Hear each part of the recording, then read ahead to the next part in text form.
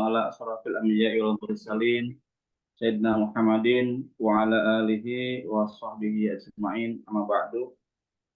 Eh, yang kami hormati Ustaz Utang Rusmana, yang juga kami sama-sama hormati dan muliakan para peserta taklim kajian Rebuan Ziskes BSMI yang dimuliakan Allah Subhanahu wa taala. Alhamdulillah, puji syukur senantiasa kita aturkan dan panjatkan kepada Allah taala atas segala nikmat yang telah diberikan yang kepada kita semua. Dan insya Allah dengan nikmat tersebut kita bisa melaksanakan segala aktivitas ibadah kita padanya dengan maksimal, termasuk juga diantaranya adalah menghadiri taklim rutin kita yang insya Allah pada kesempatan ini akan disampaikan oleh Ustadz kita, yaitu Ustadz Utang Rusmana. Alhamdulillah bila telah hadir tengah-tengah kita. Salawat beserta salam semoga senantiasa terlimpah dan tercurah kepada kedua hasanah kita, contoh teladan kita Nabi Muhammad SAW, kepada keluarganya, sahabatnya, dan juga kepada seluruh umatnya, senantiasa yang istiqomah, yang senantiasa menjalankan risalah. Nggak dingin, jangan dikeluarin. Pada kesempatan ini izinkan saya untuk memimpin pengajian kita pada malam ini. Yang insya Allah cara kita yang pertama adalah pembukaan, yang kedua adalah tausiah pemaparan materi dari Ustadz kepada kita semua, dan yang terakhir nanti ada kesempatan untuk berdiskusi atau bertanya jawab kurang lebih pukul 20 lewat 50 menit. Insya Allah kita akan berdiskusi sampai pukul 21.00. Insya Allah. Untuk yang pertama, untuk keberkahan majelis kita, marilah sama-sama kita awali. Kita buka dengan membacakan lafaz basmalah. Bismillahirrahmanirrahim. Selanjutnya, kita serahkan waktu dan tempat kepada Ustadz Utang Rusmana untuk menyampaikan tausiahnya kepada kita semua. Tafadhal Ustadz. Ya, tunankan. Amin. Bismillahirrahmanirrahim. Assalamualaikum warahmatullahi wabarakatuh. Waalaikumsalam warahmatullahi wabarakatuh. Alhamdulillahirabbil alamin, wassalatu wassalamu ala asyrafil mursalin nabiyina wa qudwatina wa uswatina Muhammadin sallallahu alaihi wasallam. Asyhadu an la ilaha illallah wahdahu la syarika lah wa asyhadu anna Muhammadan abduhu wa rasuluhu alladzi la nabiyya ba'dah. Allahumma salli wa sallim ala hadzal nabiyyil karim imamil muttaqin sayyidil ghurril muhajjalin nabiyyina wa qudwatina wa uswatina wa imamina Muhammadin afdhalus salat wat taslim wa ala alihi at-tayyibin at-tahirin wa ashabihil mujahidin wa atba'ihi wa azwajihi wa du'ati al-mukhlisin ila yaumiddin amma ba'd. Allahumma la sahla illa ma ja'altahu sahla wa taj'alul hazna idza syi'ta sahla. Allahumma la mani'a lima a'tait wa la mu'tiya lima manat wa la yanfa'u dzal jaddi minkal jadd. Bapak Ibu yang dirahmati Allah Subhanahu wa taala, sahabat-sahabat sekalian, semoga senantiasa diberikan limpahan barokah dan rahmat dari Allah Subhanahu wa taala, mendapatkan limpahan nikmat, limpahan ampunan dari Allah Subhanahu wa taala. Syukur alhamdulillah kita pantas ucapkan kehadirat Allah Subhanahu wa taala atas kesempatan yang diberikan kepada kita mengisi hari-hari di dunia ini dengan amal soleh, dengan kebaikan. Mudah-mudahan kebaikan-kebaikan itu kelak nanti memperberat timbangan kebaikan kita di hadapan Allah Subhanahu wa taala, termasuk pengajian kita pada malam ini, ya, pengajian Rebuan bersama Ziskes BSMI, ya. Mudah-mudahan saja jadi amal soleh dan amal jariah bagi eh, keluarga besar BSMI dan siapapun yang berkontribusi atas terselenggaranya acara ini. Salawat dan salam semoga senantiasa tercurah kepada Nabiullah Rasul teladan kita Muhammad Sallallahu Alaihi Wasallam dan juga kepada keluarganya, sahabatnya, tabiin, tabiut tabiin, dan mudah-mudahan kita istiqomah di jalannya insyaallah ta'ala. Terima kasih Kang Irfan atas kesempatan yang diberikan dan juga Mas Dimas. Salam untuk Profesor, sudah lama tak berjumpa sama beliau. Kalau tidak salah ada undangan 2 pekan yang lalu atau pekan lalu ya, hari Ahad ya. Tapi saat itu Ana ada acara nganter anak ke pondok ya, pulang 2 pekan yang lalu. Jadi tidak bisa hadir waktu ada acara bersama aktivis dari Palestina ya, berkenaan dengan Gaza. Mudah-mudahan juga teman-teman kita doakan saudara-saudara kita di Gaza ya tetap kokoh, kuat, istiqomah, diberikan kekuatan, kesabaran, kemenangan insya Allah menghadapi agresi Zionis lanatullah alaihim. Semakin hari terlihat iman itu menjadi pijakan dasar utama yang dimiliki oleh para pejuang dan tidak bisa dikalahkan ya, setangguh batu karang di lautan, bahkan lebih kokoh, lebih kuat menghadapi agresi yang didukung oleh multinasional, negara-negara besar, superpower dunia, tapi tanah 365 kilometer itu ya yang dihuni oleh 2, sekian juta penduduk dan sekian puluh ribu pejuang itu bisa bertahan dengan sangat luar biasa. Benar kata Allah, eh, kalau ada 10 orang yang sobirun itu setara dengan 100 ya. Satu mukmin setara dengan 10 orang, bahkan di awalnya satu mukmin setara dengan 100 orang. Masya Allah. Pada malam ini, teman-teman sekalian, Bapak Ibu yang dirahmati Allah Subhanahu wa Ta'ala, kajian kita bertema 4 tugas Nabi Shallallahu Alaihi Wasallam. Ini tadabur ya, tadabur ada beberapa ayat yang mirip-mirip di dalam Al-Quranul Karim. Bapak Ibu sekalian, dirahmati Allah Subhanahu wa Ta'ala, di dalam Al-Quran, ya, di dalam Al-Quran Allah Subhanahu wa Ta'ala berfirman tentang 4 tugas Nabi ini. Pertama-tama ada 4 ayat mirip. Pertama, ayat itu adalah doanya Nabi Ibrahim dan Nabi Ismail alaihimussalam ketika selesai bangun Ka'bah. Kemudian Nabi Ibrahim berdoa, A'udzubillahi minasyaitonirrajim. Rabbana wab'ats fihim rasulan minhum.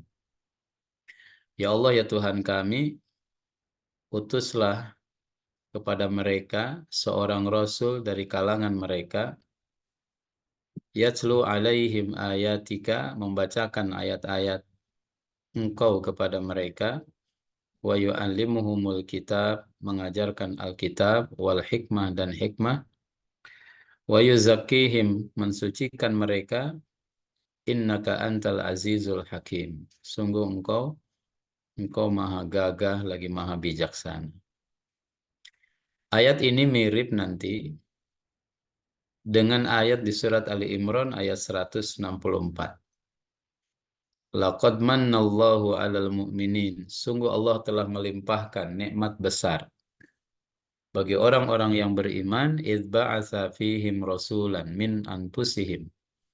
Ketika Allah mengutus seorang rasul dari mereka sendiri, yatlu 'alaihim ayatihi, membacakan ayat-ayat Allah kepada mereka, wa yuzakkihim, mensucikan mereka, wa yu'allimuhumul kitab wal hikmah, mengajarkan kitab dan hikmah. Wa in kanu min qablu lafi dhalalim mubin, meskipun dulunya mereka dalam kondisi sesat yang nyata. Ini juga ada dalam surat Jumu'ah ayat 2. Huwallazi ba'atsa fil ummiyina rasulan. Dialah zat Allah yang telah mengutus kepada kaum yang ummi rasulan, seorang rasul, minhum, dari kalangan mereka sendiri, yatslu alaihim ayatihi, membacakan ayat-ayat Allah kepada mereka, wa yuzakkihim, mensucikan mereka, wa yu'allimuhumul kitab wal hikmah, juga mengajarkan kitab dan hikmah, wa in kanu min qablu lafi dhalalim mubin. Ayat yang serupa nanti ditemukan juga dalam surat Al-Baqarah, ya. Kama arsalna fikum rasulan minkum yatslu alaikum ayatina wa yuzakkikum wa yuallimukumul kitaba wal hikmah wa yuallimukum ma lam takunu ta'lamun. Fadhkuruni azkurkum washkuruli wala takfurun. Ikhwafillah yang dirahmati Allah Subhanahu wa taala, ya, andai kita mengacu kepada salah satu ayat, karena 4 ayat itu mirip-mirip, ya, menegaskan tentang apa yang dilakukan oleh Rasulullah Shallallahu Alaihi Wasallam. Disimpulkan ada 4 tugas. Yang pertama, yatslu alaihim ayatihi, membacakan kepada mereka ayat Allah Subhanahu wa taala. Apa yang maksud dengan membacakan ayat, yang dimaksud dengan membacakan ayat-ayat Allah ini? Yang kedua, wa yuzakkihim, mensucikan, membersihkan mereka. Yang ketiga, wa yu'allimuhumul kitab, mengajarkan Alkitab, Al-Quran, wa yu'allimuhum al-hikmah, dan juga mengajarkan al-hikmah. Jadi kalau kita sederhanakan, tugas Nabi tilawah, 1 tilawah, yang kedua tazkiyah, yang ketiga ta'limul kitab, yang keempat ta'limus sunnah atau ta'limul hikmah. Sebagian ulama mengatakan yang dimaksud dengan sunnah di sini adalah, yang dimaksud dengan hikmah di ayat itu adalah sunnah. Tapi juga ada penafsiran yang lain dari ulama yang lain. Nah, coba kita urai satu-satu. Kalau kembali kepada surat Ali Imran tadi, ya, Allah menegaskan laqad mannallahu 'alal mu'minin. Sungguh Allah telah memberikan anugerah, nikmat yang berlimpah kepada orang-orang yang beriman.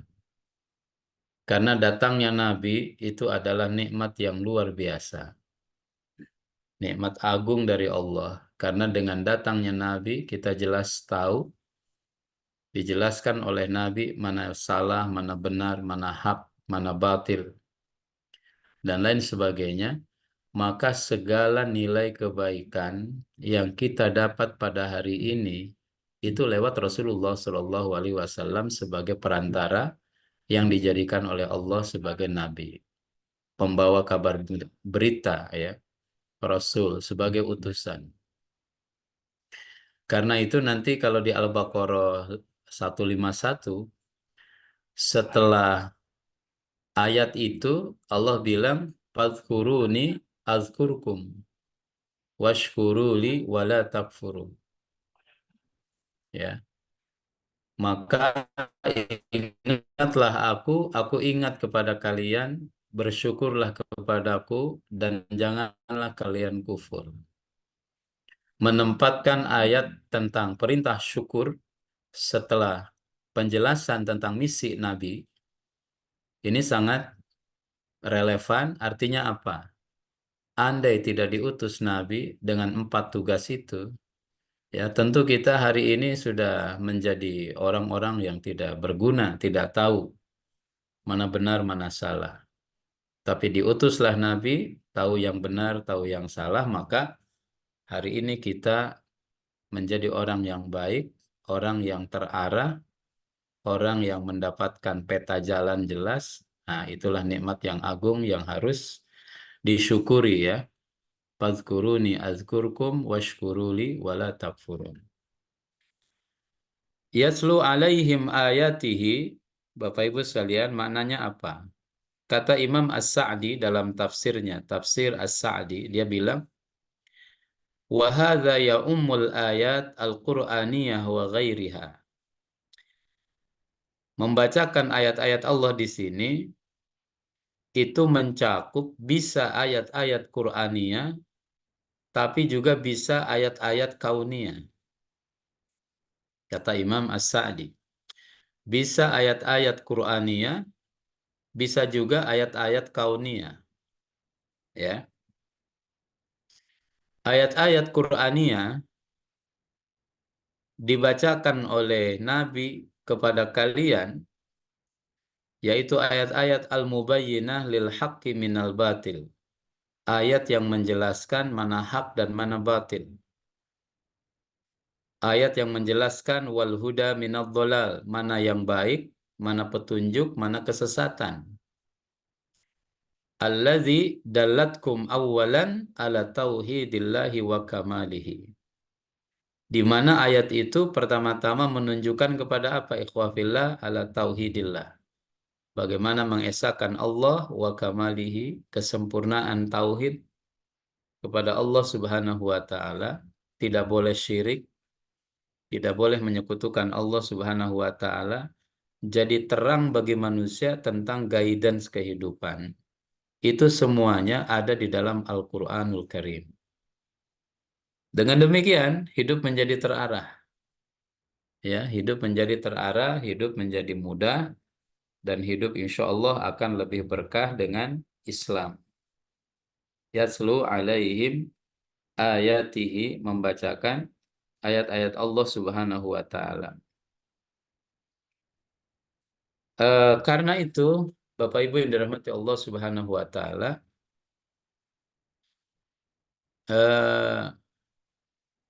sahabat Umar bin Khattab radhiyallahu an, kalau kita baca kisah masuk Islamnya beliau ya, beliau itu dia marah besar dan menghunus pedang ingin menemui Nabi Shallallahu Alaihi Wasallam.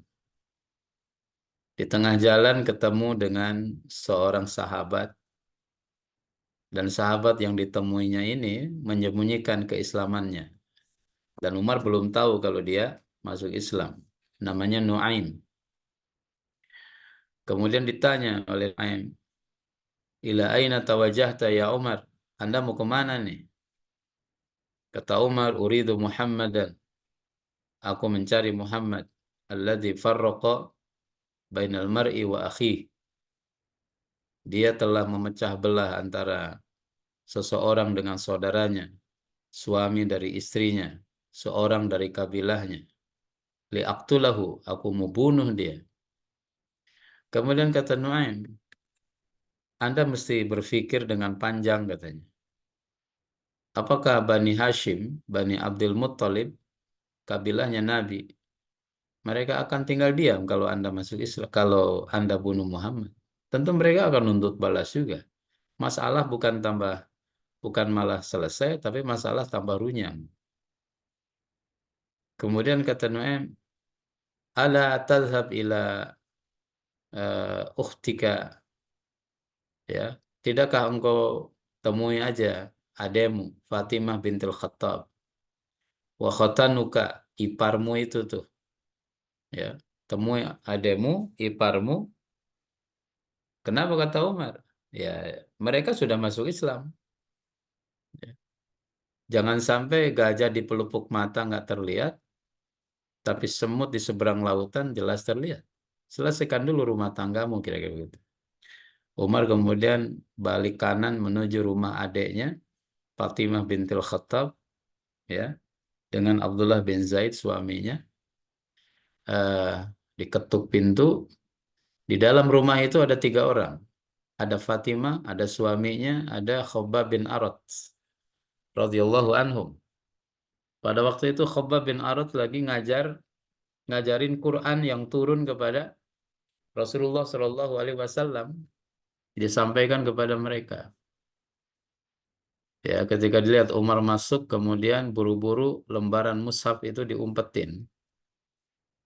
Tapi Umar keburu dengar dari luar ayat yang dibaca oleh mereka, oleh Khabbab itu. Kemudian masuk, kemudian kata Umar, ya, "Madza taqra'un? Wa madza fi aidikum?" Kalian tadi baca apa? Kata mereka, enggak ada apa-apa. Adapun Khabbab langsung ngumpet di balik lemari gitu. Kata Umar, jangan bohong katanya. Mana dia? Nah, ditolak oleh Fatimah, dipukul oleh Umar, ditempeleng itu Fatimah sampai bibirnya berdarah. Umar meskipun keras begitu, Bapak Ibu sekalian, dia orang yang tidak tegaan ya, orang yang hatinya lembut. Kemudian Umar mengatakan, mohon maaf, tapi tadi saya mendengar ada kata-kata yang dibaca katanya. Nah, kata Fatimah, jamaah sekalian, itu adalah mushaf Quran.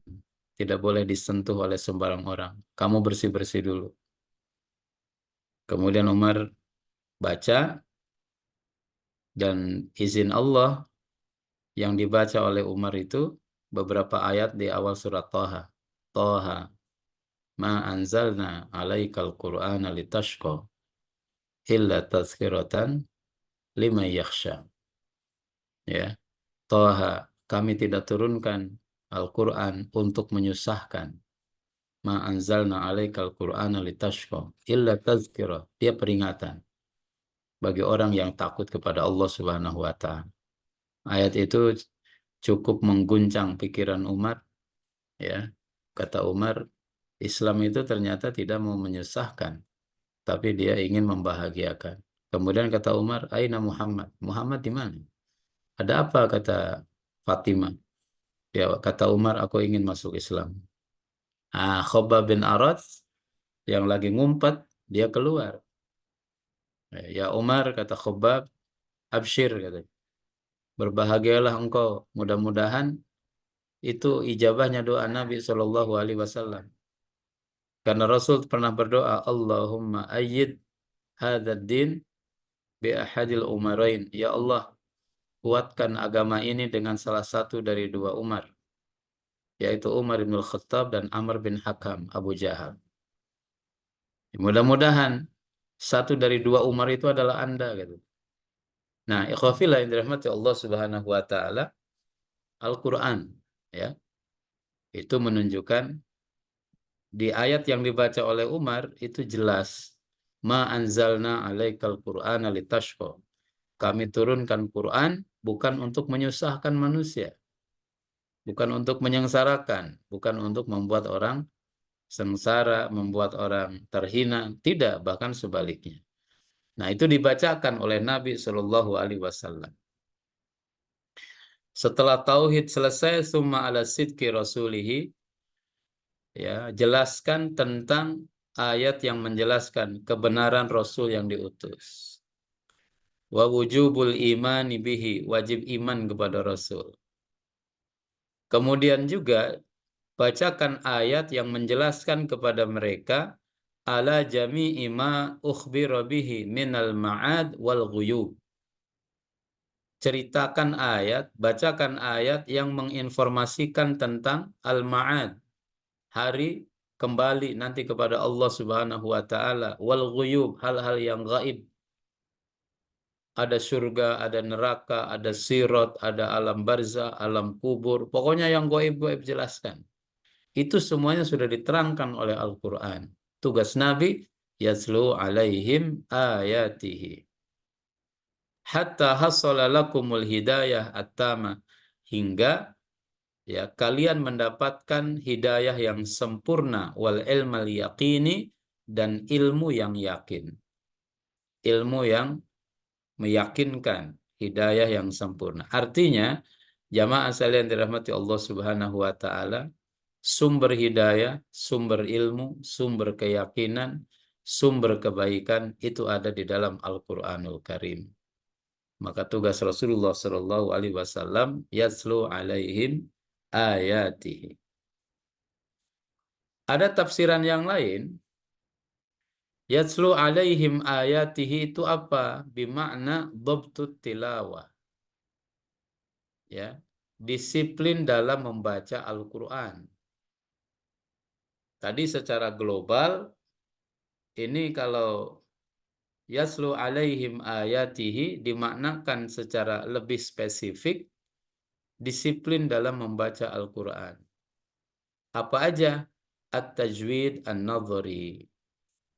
Ajarin orang, nih kalau kita jadi guru Quran, yaslu alaihim, membacakan kepada murid ayat-ayat Allah, ayat-ayat Al-Quran. Maksudnya apa? 4 poin. Yang pertama, at-tajwid an-nadhari, teori tajwid.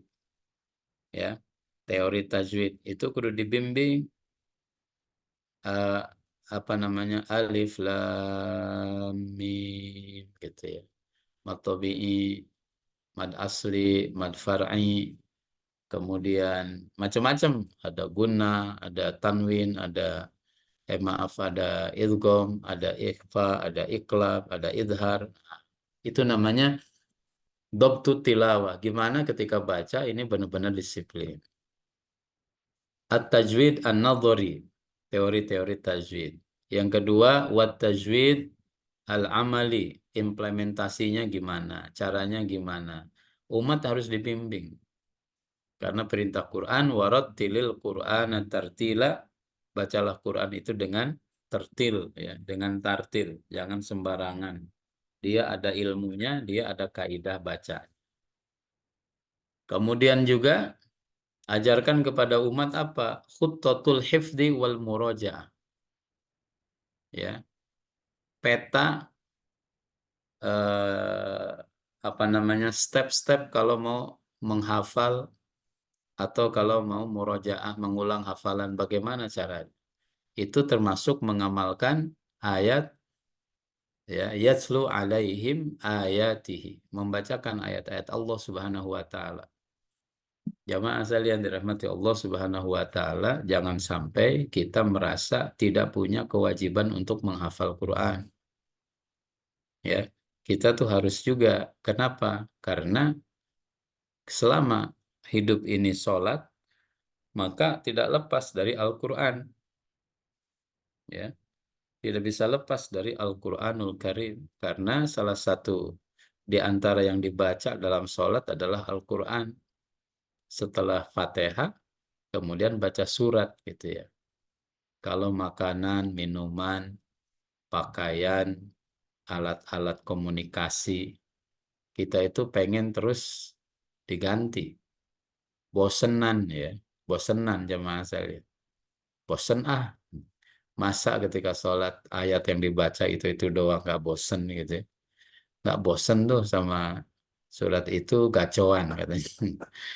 Kalau sekarang gacoan tuh mie ya, mie gacoan banyak tuh. Nah, jadi kudu dihidupkan budaya untuk menghafal, budaya untuk membaca, karena itu sumber keberkahan. Nah, kemudian juga di antara kaidah dhabtu tilawah at-talqin al-fardi wal jama'i. Ngebimbing baik secara individu ataupun secara kelompok.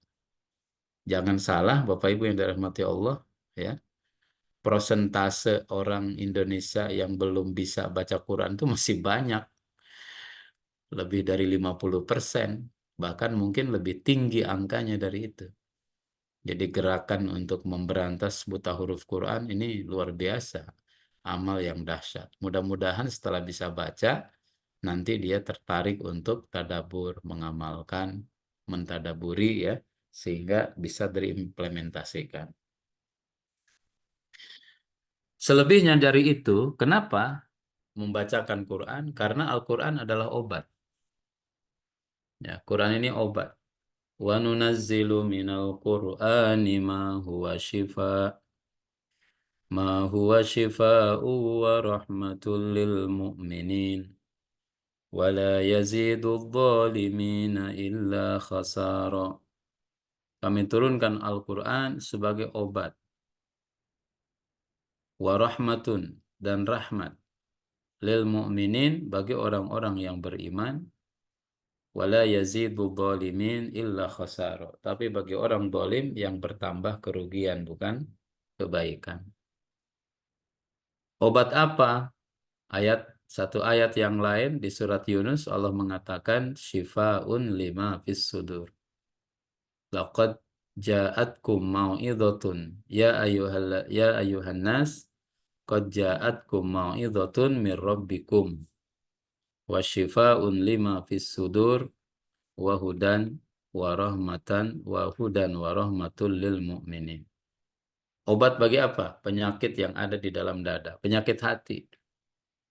Apa di antara penyakit hati yang hari ini merebak? Banyak sekali Bapak Ibu sekalian.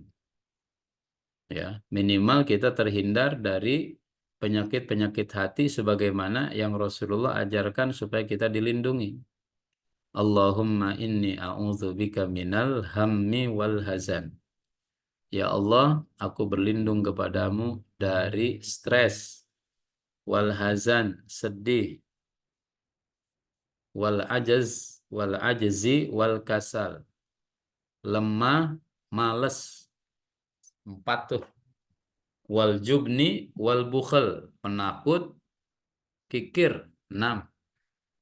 Wa ghalabatid dain, senang kredit, senang berhutang. Wa qahrir rijal, dan juga dikuasai oleh musuh.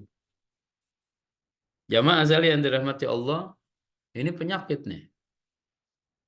Penyakit yang harus kita berantas. Alham, Masya Allah, stres, tingkat stres luar biasa.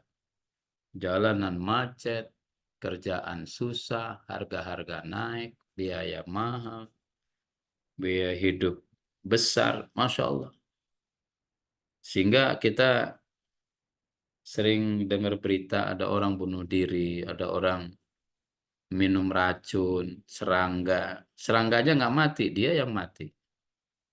Ya, kutunya hidup, dia yang mati karena racunnya diminum sama dia. Nyamuknya terbang terus, dianya yang mati. Masya Allah. Bahkan, nggak tahu ya, mungkin stres juga tuh kemarin ketika Idul Fitri ya. Ada seseorang kan mengaku dia telepon Tuhan katanya. Masya Allah. Ya, Idul Fitri saya tanggal sekian, udah telepon sama Allah katanya. Hari gini gitu. Berbagai macam aliran sesat di Indonesia ini ramai sekali. Dan laku juga. Ada orang yang jualan kunci surga, laku juga. Ada orang macam-macam lah. Ya, ini stres. Kenapa? Jauh dari agama. Jauh dari agama. Kalau dibuat survei atau dibuat penelitian, ya, mereka yang stres itu berkorelasi nggak dengan meninggalkan ibadah? Berkorelasi nggak dengan tidak sholat, dengan tidak baca Quran? Kayaknya sih berkorelasi. Buktinya apa? Orang-orang yang ibadahnya bagus, ibadahnya rajin, lebih stabil hidupnya. Meskipun mereka bukan orang kaya, bukan orang berada, tapi mereka lebih stabil karena bisa mengelola jiwa. Jiwa itu Allah yang punya. Ya, jamaah sekalian dirahmati Allah, itu penyakit hati. Ajaz, lemah, juben, ya, kasal. Kasal itu males gitu, mager kalau anak sekarang bilang. Males dia. Kalau nggak dipukul kagak bunyi misalkan. Nggak ada inisiatif. Tidak ada inovasi. Tidak ada kreativitas. Al, al-juben, penakut, segala sesuatu dia takut. Disuruh dagang takut rugi. Disuruh jalan takut jatuh. Disuruh main bola takut cedera. Al-ajaz. Ini penyakit umat yang harus dihilangkan jamaah sekalian. Hari ini para pejuang membuktikan mereka bisa kokoh, tangguh, kuat, tidak ada rasa takut. Ya, bagi mereka al-hayat jihadun wakifah. Ini luar biasa bagi mereka hidup ini adalah jihad dan perjuangan. Apa artinya hidup bercermin bangkai? Lebih baik mati berkalang tanah daripada hidup bercermin bangkai. Hidup tapi diinjak orang. Mereka para pejuang di Palestina ya, lebih baik mereka jamaah sekalian berjuang meskipun taruhan nyawa melayang, akan tetapi hidup atau kematian yang diimpikan adalah kemuliaan. Masya Allah. Tidak sedikit. Ikhwatul iman yang dirahmati Allah Subhanahu wa taala. Kemudian wa yuzakkihim, mensucikan jiwa. Tugas Nabi. Membersihkan, mensucikan jiwa manusia, diri manusia dari berbagai penyakit. Yutahhiru akhlaqakum wa nufusakum. Membersihkan akhlak kalian, jiwa kalian bitarbiyatiha alal akhlaqil jamilah. Dididik, dibina, diarahkan untuk berakhlak baik.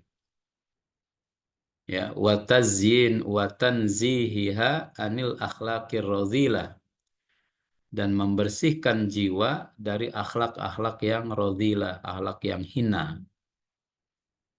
Jiwa itu, Bapak Ibu, atau akhlak itu ada pada dalam jiwa, ada di dalam jiwa.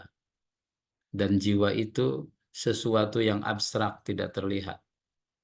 Dia terlihat kalau sudah ada tindakan, kalau sudah ada ucapan, ada perkataan. Itu menggambarkan jiwanya. Yang keluar dari lisannya adalah kata-kata kotor, nah itulah berarti jiwanya kotor. Yang keluar dari lisannya pujian, yang keluar dari lisannya zikir, yang keluar dari lisannya syukur, berarti jiwanya bersih. Karena akhlak itu hayatun rasikhatun fil qalbi. Kondisi kokoh, kuat di dalam jiwa, ya, di dalam hati. Nah, kemudian dia keluar dengan spontanitas tanpa min ghairi nadzorin wala rawiyatin. Tanpa dipikir, ya, dia automatically. Itu namanya akhlak. Kalau yang otomatis itu adalah akhlak baik, kebaikan, maka akhlaknya baik. Tapi kalau yang otomatis itu adalah keburukan, berarti akhlaknya buruk. Ada orang baik banget, nyumbang, ya, kemudian perhatian, tapi ada sesuatunya, ada harapan, atau musiman. Ini namanya bukan akhlak baik. Kalau akhlak baik itu spontanitas. Ada orang susah ditolong. Ada orang susah ditolong kapan? Kemarin musim pemilu. Tapi sekarang setelah selesai orang susah dibikin tambah susah lagi. Wah, ini berarti baiknya kemarin dia itu bukan akhlak baik. Tapi baiknya dia kemarin itu adalah kamuflase. Itu hanya gimmick, itu hanya gincu saja, lipstick saja. Nah, seperti apa proses Rasul membersihkan jiwa manusia? Tazkiyatikum minasyirki ila tauhid. Yang tadinya syirik, musyrik menjadi tauhid. Wa minar riya ilal ikhlas. Perbuatan riya menjadi ikhlas. Wa minal kadzib ila sidq. Dari tukang bohong jadi jujur. Wa minal khiyanah ilal amanah. Dari berkhianat menjadi orang yang amanah. Wa minal kibar ila tawadu. Dari orang sombong menjadi orang tawadu. Wa min su'il khuluq ila husnil khuluq. Akhlaknya awalnya buruk menjadi akhlak menjadi akhlak yang baik. Yukhrijukum minadh-dhulumati ilan nur. Mengeluarkan kalian dari kegelapan kepada cahaya. Demikian juga wa minat tabaghud wat tahajur wat taqatu ila tahab wat tawasul wat tawadud. Dari emosional, ya, bermusuhan, berantem, tapi berubah menjadi apa? Menjadi tahap saling mencintai, at-tawasul menyambung silaturahmi, wat-tawadud saling menyayangi di antara sesama. Ini yang dilakukan oleh Rasulullah, yang dilakukan oleh Islam, wa yuzakkihim, membersihkan jiwa mereka. Bapak Ibu yang dirahmati Allah Subhanahu wa taala, ini tugas sepanjang hayat kita, ya. Tazkiyatun nufus, upaya pembersihan jiwa ini harus terus dilakukan. Makanya Nabi ngajarin setiap hari Rasul tuh nggak kurang dari 70 kali istighfar. Bahkan pada sholat istighfar, ya. Kemudian Nabi juga mengajarkan kepada kita, Bapak Ibu sekalian, ada momen-momen, setiap momen tuh kita baca doa agar jiwa ini bersih, tidak digoda oleh setan, tidak dibersamai oleh setan. Ya, minimal setiap hari kita minimal baca 3 kali ayat kursi itu ya. Di pagi hari, di sore hari, mau tidur, ayat kursi dulu. Itu luar biasa, kejaga tuh jiwa, kebersihan jiwa, ya, kebersihan hatinya, insya Allah Ta'ala. Ini tugas Nabi Shallallahu Alaihi Wasallam, wa yuzaki. Kemudian tugas yang ketiga yang dilakukan oleh Rasulullah Shallallahu Alaihi Wasallam adalah wa yu'allimuhumul kitab, mengajarkan Alkitab, Al-Quran,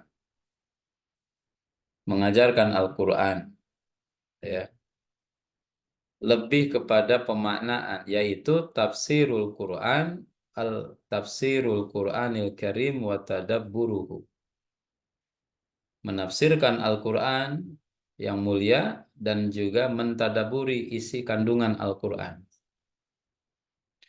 Berarti di sini Bapak Ibu yang dirahmati Allah Subhanahu wa taala, lebih dalam lagi, ya. Bagaimana bisa memahami Al-Quran? Maka harus menguasai ulumul Quran, paham tentang ilmu-ilmu yang berkenaan dengan Al-Quran. Ada ayat yang muhkam, ada ayat yang mutasyabih, kemudian ada ayat yang qat'iyud dilalah, ada ayat yang dhoniyud dilalah, ya, ada ayat makkiyah, ada ayat madaniyah, ada ayat hukum, ada ayat akhlak, ada ayat sejarah, ada ayat sosial, ada ayat politik, bahkan jamaah sekalian. Nah, ini dibahas di Ulumul Quran. Ada ayat turun karena satu sebab. Apakah hari ini tidak berlaku karena sebabnya sudah berbeda? Maka ada kaidah tafsir yang mengatakan al-ibratu bi umumil lafzi la bi khususis sabab. Pelajaran diambil karena keumuman lafaz, bukan karena khususnya sebab. Banyak sekali. Kemudian apa? Mafatihut tadabbur, kunci-kunci untuk bisa mentadaburi Al-Quran. Apa aja? Ini termasuk wa yu'allimuhumul kitab. Ya, karena puncak dari eh, interaksi kita dengan Quran, Bapak Ibu sekalian, tadabbur. Ya, setelah dibaca, setelah dihafal, tadabbur, diresapi, dimaknai, dihayati isi kandungan ayat-ayat tersebut, kemudian apa yang bisa dipahami, apa yang bisa jadikan pelajaran dalam kehidupan. Yang lain tentunya adalah tafsir, penjelasan dari ayat-ayat yang dibaca tersebut arahnya kemana. Kemudian yang terakhir, Rasul itu mengajarkan al-hikmah. Hikmah. Apa yang dimaksud dengan hikmah? Ta'lim asasiyatid din. Ajarkan kepada manusia tentang hal-hal pokok dalam agama ini apa aja. Ya. Ada kategori, Bapak Ibu yang dirahmati Allah, ajaran ma la yasa'il muslim jahluhu. Ya, ajaran yang mustahil seorang muslim itu nggak tahu gitu. Ini yang mesti pertama-tama diajarkan kepada umat. Ya. Sesuatu yang Orang tuh kudu tahu, nggak mungkin dia nggak tahu gitu. Contoh misalkan sholat wajib, ya sholat, tata cara sholat, jumlah rakaat sholat. Masa sih seorang muslim nggak tahu kalau sholat itu nggak 5 waktu? Jangan sampai dia berpemahaman sholat cuma 2 waktu ya. Masya Allah. Padahal sholat 5 waktu. Asasiyatuddin. Hal-hal pokok dalam agama. Kemudian al-ulum asy-syar'iyyah. Ilmu-ilmu agama ya. Ilmu-ilmu syariat. Kemudian al-asalib ad-da'awiyah. Corak warna cara dakwah. Ini termasuk Rasul mengajarkan hikmah itu bagaimana cara mengajak orang kepada Islam. Bagaimana cara mengenalkan orang kepada Islam. Itu penuh dengan hikmah. Ud'u ila sabili rabbika bil hikmah wal mau'izatil hasanah wajadilhum billati hiya ahsan. Ajak manusia kepada hikmah ya, dengan cara yang bijak kepada Allah dengan cara yang bijak, dengan nasihat yang baik, dan kalaupun berdebat, berdebat dengan cara yang terbaik. Karena yang menjadi motivasi adalah mencari kebenaran, bukan menjadi pemenang. Bukan saya yang harus menang, tapi saya harus menemukan kebenaran dari diskusi ini. Bapak Ibu yang dirahmati Allah Subhanahu wa taala, itulah ya tugas yang diemban oleh Rasulullah. Tentu nanti penjabarannya sangat luas sekali karena ilmu Islam ini sangat banyak, tapi dari sini kita bisa paham. Dan dari sini juga nanti ini yang menjadi pijakan dasar dalam menyiapkan generasi.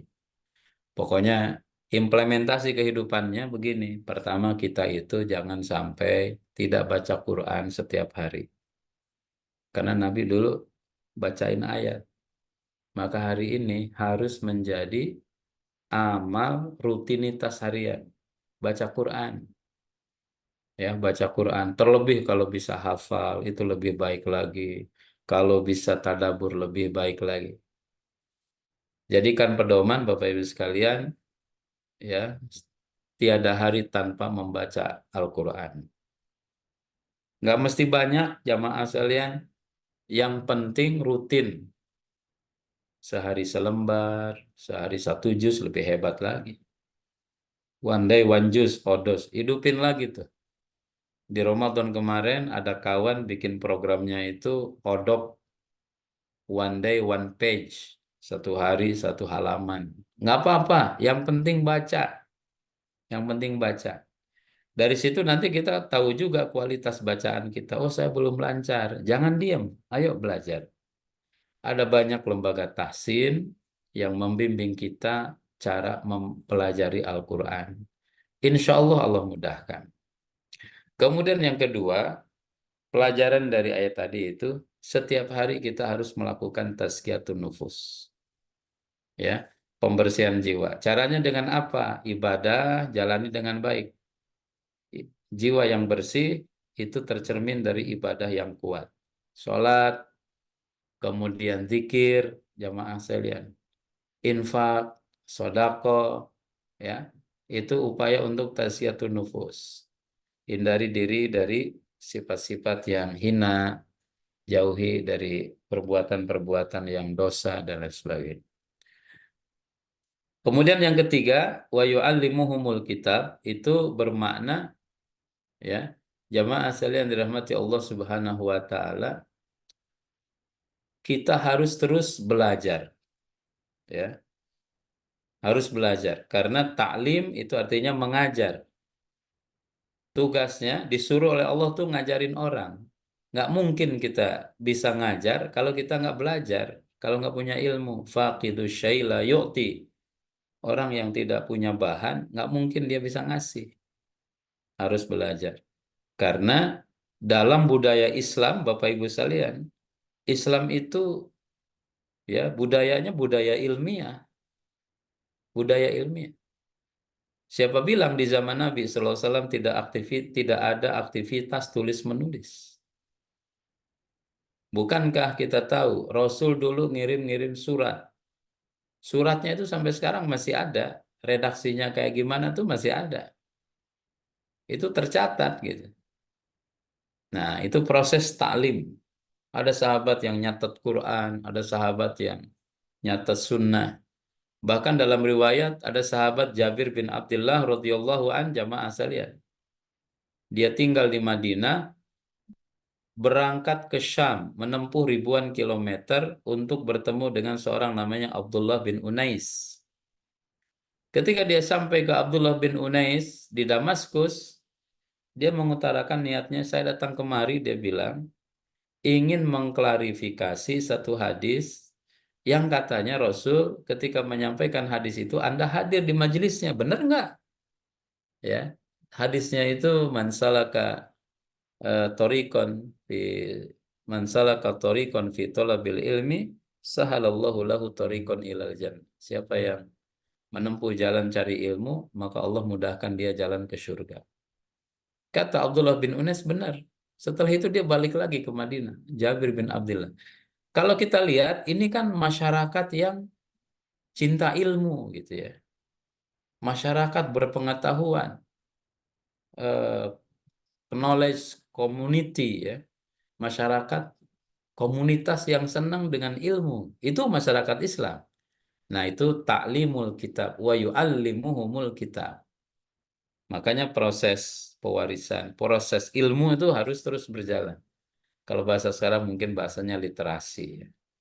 Bahasa literasi, bahasa ilmu itu harus terus berjalan. Dan wal hikmah itu adalah sunnah, jamaah sekalian, di antara makna sunnah, ajarkan, pahami oleh kita tentang asasiyatuddin. Hal-hal pokok yang dalam agama yang kita nggak boleh, nggak tahu itu apa aja sih. Muslim masa nggak tahu misalkan kalau bulan Ramadan tuh kudu puasa. Muslim masa nggak tahu. Sholat wajib tuh 5 waktu. Masa nggak tahu? Kalau punya uang 85 juta harus wajib zakat.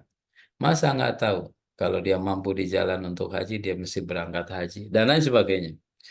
Itu jamaah sekalian, Kang Irfan, yang bisa disampaikan pada malam ini. Wallahu alam. Mudah-mudahan ada makna, ada manfaat. Saya kembalikan ke Antum. Assalamualaikum warahmatullahi wabarakatuh. Waalaikumsalam warahmatullahi wabarakatuh. Masya Allah, jazakallah khair Ustaz atas yang disampaikannya tadi. Mudah-mudahan ini kita bisa menjalankan yang utamanya untuk memahami dan mengimplementasikan sesuai dengan yang tadi disebutkan, ilmu yang disampaikan oleh Rasulullah SAW, tugas-tugas Nabi yang 4 ini implementasinya dan juga caranya untuk mengimplementasikan dalam kehidupan sehari-hari. Baik Ustaz, apa mungkin ada waktu 10 menit untuk diskusi ya Ustaz ya? Ya, Ustaz. Ya, monggo, Ustaz. Pada jamaah sekalian yang ingin berdiskusi, mau yang langsung maupun yang melalui tulisan chat room, silakan untuk Assalamualaikum warahmatullahi wabarakatuh. Waalaikumsalam warahmatullahi wabarakatuh. Pak Anjar, silakan Pak Anjar. Ustadz, diskusi sedikit Ustadz. Ya, silakan. Terkait hasil pengamatan saya selama di YouTube, kemudian di WhatsApp, dan akhir-akhir ini di TikTok ya. Terkait peran seorang ustadz selalu dibanding-bandingkan antara satu dengan yang lainnya. Ya. Dan dengan adanya sosial media itu, kita kembali lagi ke VOC, Vereniging Organization Company. Jadi Islam itu di Indonesia itu dihancurkan itu gara-gara perdagangannya dengan adanya divide et impera. Nah, dari situ kita lihat dengan adanya sosial media itu Ustadz si A mengatakan demikian berdasarkan dalil dan keilmuan yang Ustadz sampaikan tadi. Terus Ustadz si B dikomparasikan dengan si Ustadz si B. Akhirnya terjadi kegaduhan. Nah, kegaduhan ini, ya kalau kita lihat dari sejarahnya Dividi et Impera, berarti kita kan mundur nih Ustadz. Jadi mohon izin bagaimana kita menanggapi tentang sosial media, terus bagaimana kita menyampaikan kepada khalayak kita supaya tidak melakukan hal-hal yang membuat pecah belah Islam dengan cara sosial media tersebut.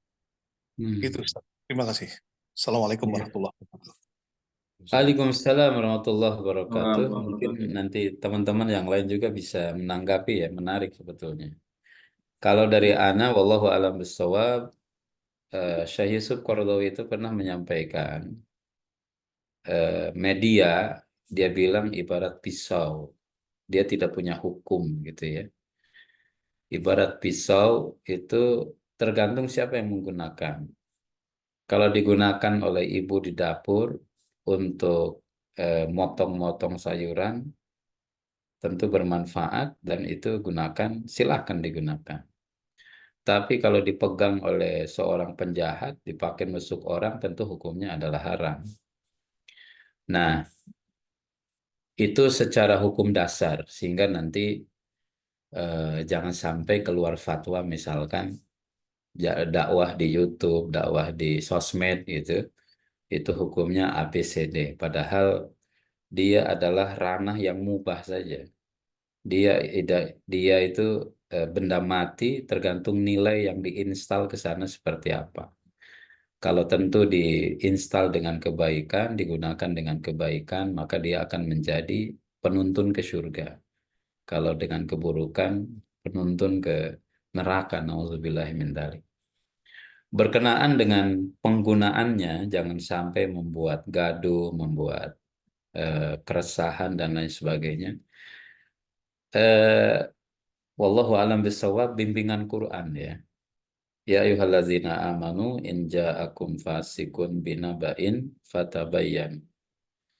Pertama harus kita menggunakan ayat ini sebagai pegangan ketika menerima informasi, itu harus melakukan check and recheck tuh Pak Amin. Fatabayyanu, klarifikasi, cek, jangan dulu dipercaya. Jangan dulu di-share gitu ya. Jangan dijustifikasi. Tapi harus diteliti dulu nih. Benar apa kagak dan lain sebagainya. Termasuk tadi itu Ustadz Fulan begini dan lain sebagainya. Jangan percaya dulu kepada analisa itu sebelum kita mengkaji dengan lebih detail lagi. Ini kaidah umum berkenaan dengan informasi. Karena sosial media ini pembawa informasi. Ya, maka dia harus ditempatkan sebagai info yang harus kita terima melalui screening, ya, melalui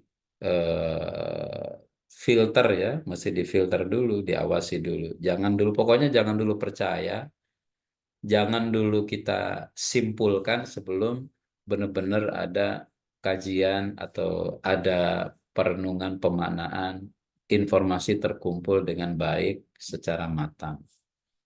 Dengan itu, insya Allah tidak akan terjadi itu tabrak-tabrakan, tubruk-tubrukan, diadu domba dan lain sebagainya yang akan terjadi. Kemudian yang kedua, mungkin yang aktif di sana, yang harus menjadi tugas itu adalah menyebarkan kebenaran. Ya, menyebarkan kebenaran yang sifatnya mutlak, sifatnya absolut. Jangan ta'assub. Ta'assub itu misalkan dia sudah punya referensi Ustadz Fulan. Jangan taklid buta kepada Ustadz Fulan itu. Mau salah, mau benar, hajar terus. Gitu ya, bela terus dia. Ini kalau sudah ada taklid buta, itu hawa nafsu tuh. Ya, itu hawa nafsu, bukan kebenaran yang objektif. Kalau dia yang menjadi tujuan yang dicarinya adalah kebenaran, maka kata Imam Ali ya, kalaupun datang dari anak kecil, kalau benar ambil. Mohon maaf, kalau telur meskipun keluar dari ayam, dubur ayam ya diambil karena dia manfaat. Nah, semangat itu ya bagi aktivis sosial media, insya Allah tidak akan membuat friksi di tengah-tengah umat, di tengah-tengah masyarakat. Tapi kalau sudah ada tendensi ta'assub, ya, maka akan cenderung seperti yang Pak Amin sampaikan tadi, ngadu domba dan lain sebagainya. Belakangan kan ramai juga gitu ya. Ada ustadz yang dibilang, oh udah jelas nih ustadz nih. Ustadz udah keluar dari Islam katanya ya. Padahal ustadz ini luar biasa, bukan ustadz kaleng-kaleng gitu. Yang menilainya ini bukan ustadz kan, parah juga tuh. Nah, jadi apa namanya, yang kita cari itu kebenaran. Tadi saya sampaikan ya secara runut, sosial media atau media secara umum itu alat saja. Tergantung siapa yang make bisa, itulah nilainya atau itulah hasil apa namanya, kesimpulannya dia. Dipakai baik akan menjadi dakwah, dipakai buruk akan menyebarkan maksiat. Kemudian yang kedua, klarifikasi harus menjadi pegangan kita. Yang ketiga, gunakan sosial media ini, atau kalau kita menyimak ustadz-ustadz di sosial media, yang kita cari itu adalah kebenarannya, ya, bukan fulan dan fulannya, tapi benar. Kalau benar ambil, ya kita harus objektif. Kalau benar ambil, kalau salah kita tinggalkan. Meskipun yang ngomong itu misalkan kita kagumi, ya kita hormati. Kalau tidak benar mah ya tentu jangan diikuti. Tentu banyak poin-poin yang lain, wallahu alam bisawab ya. Tapi saya pahami itu tuh Pak, 3 poin itu dululah sebagai guidance bagi kita untuk lebih bijak dalam bersosial media. Wallahu alam bisawab ya, itu dari ana. Terima kasih Wallahu Ustaz. alam. Makasih Pak Amin. Terima kasih Pak. Sehat-sehat di Bali semua ya. Insyaallah. Alhamdulillah. Makasih Ustaz. Sehat. Semoga Ustaz juga sehat ya. Amin, amin ya rabbal alamin. Izin nanya lagi, Ustaz, dari Bengkulu. Bengkulu, silakan Bengkulu. Ya, Assalamualaikum warahmatullahi wabarakatuh. Waalaikumsalam. Izin Ustaz, ini sesuai dengan tema malam ini cukup menarik, Ustaz. Ini mau nanya sedikit karena waktu itu pernah dapat ceramah dari salah satu YouTube itu. Jadi salah satu manfaat dari anak yang jadi ahli Quran itu adalah kan bisa mengajak keluarganya saat syafaat. Nah, terus beliau juga menjelaskan menjadi ahli Quran itu nggak mesti hafal 30 juz kata beliau. Bahkan seperti yang tadi Ustaz bilang, pertama tilawah, kemudian tazkiyatun nafs dengan amal ibadah harian. Itu kata beliau bisa. Jadi itu menjadi salah satu motivasi saya untuk menjaga itu, walaupun untuk menghafal Quran 30 juz terus terang karena profesi dokter waktu terbatas, jadi agak susah gitu dengan rutinitas pelayanan. Nah itu menurut Ustaz gimana Ustaz? Apakah itu apa yang beliau sampaikan itu benar atau gimana? Syukran Ustaz. Assalamualaikum. Iya. La yukallifullahu nafsan illa wus'aha. Kaidahnya Allah tidak membebani seseorang kecuali sebatas kemampuannya. Illa wus'aha. Kemampuan dia di mana? Silahkan. Ya, silahkan. Apa yang disampaikan oleh Ustaz itu betul. Nah, karena bagi kita menghafal Quran, membaca Quran, mempelajari Quran, itu long life. Seumur hidup, sepanjang hidup nih Ustaz. Pak Nurholis, Pak Dokter. Ya, jangan sampai mentang-mentang sudah kelar 30 juz, sudah dihafal, udah berhenti. Enggak kan? Itu terus digali terus dan lain sebagainya. Nah, nanti yang akan dilihat oleh Allah adalah usaha kita, upaya kita. Fattaqullaha mastata'tum. Takwalah kepada Allah sampai batas akhir kemampuan kita. Kemudian yang akan menjadi memotivasi kita supaya hafalan kita banyak, ya, supaya yang diamalkan itu banyak. Ada hadis mengatakan nanti di akhirat Allah Subhanahu wa taala bilang kepada qari'ul Quran, kepada para qurra, pada para pembaca Quran, kepada para pecinta Quran, pengamal Quran, iqra wartaqi warattil kama kunta turattil fid dunya fa inna manzilataka ya ila akhiri ayatin taqra'uha. Kata Allah, baca ya, wartaqi, kemudian naiklah ke derajat surga berikutnya, baca naik, kemudian tartil, baca dengan tertil. Ketika baca itu, sebagaimana kalian dulu di dunia baca dengan tartil. Karena posisi surga kalian adalah di akhir ayat yang kalian baca. Itu Allah sampaikan demikian nanti, Masya Allah. Ini hadis itu bicara secara zahirnya tentang keutamaan ya ahli Quran, pembaca Quran, penghafal Quran. Ya, tapi tentu tidak musiman, Pak. Ya, tidak musiman. Tanda cinta itu diulang-ulang, dibaca-baca terus, diamalkan dan lain sebagainya. Bahkan diperjuangkan, diamalkan, diperjuangkan, dipertahankan. Nah, itu para pejuang Al-Quran, para ahli Al-Quran. Jadi mudah-mudahan Allah sampaikan misalkan sampai 30 juz, tetapi ya sekali lagi setiap manusia punya batas kemampuan. Andai Allah berikan keutamaan itu, tentu itu manzilah azimah. Itu adalah kedudukan yang mulia ya, kedudukan agung yang Allah berikan kepada hamba-hambanya yang dikehendaki, mudah-mudahan di antaranya kita.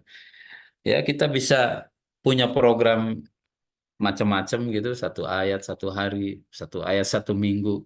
Yang jelas ada progres, itu yang paling penting tuh. Setiap hari ada komunikasi, ada interaksi intensif, kemudian ada progres, progresnya cepat atau lambat, kembali kepada kita dan kemampuan yang Allah berikan. Itu Pak Dokter. Wallahu a'lam bishawab. Ya, syukran Ustaz. Jazakallahu khair. Afwan, afwan. Terima kasih Bapak Ibu semua yang telah berdiskusi dengan Ustadz pada kesempatan ini. Berhubung dengan waktu sudah menunjukkan pukul 9:12, mungkin yang tadi dari Pak Dr. Nurholis tadi sebagai diskusi yang terakhir ya, insya Allah.